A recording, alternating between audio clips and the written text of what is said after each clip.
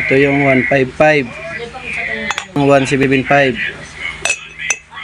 Okay guys, meron tayong i-unboxing dito na pang 175 cm na cylinder block ng motor. Ito yung nabili natin sa Shopee. Hello Shopee, baka naman.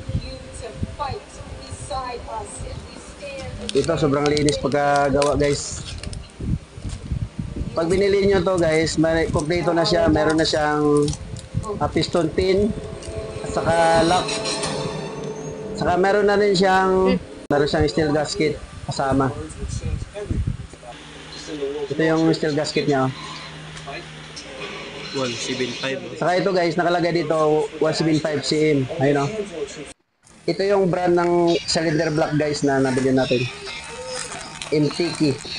Itong nabili pala natin guys, ilalagay ko ito sa ating TMX 155. Medyo nag-upgrade lang tayo ng konti.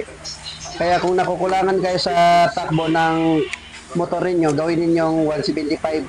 Wow! Ito yung kaibahan guys sa 155.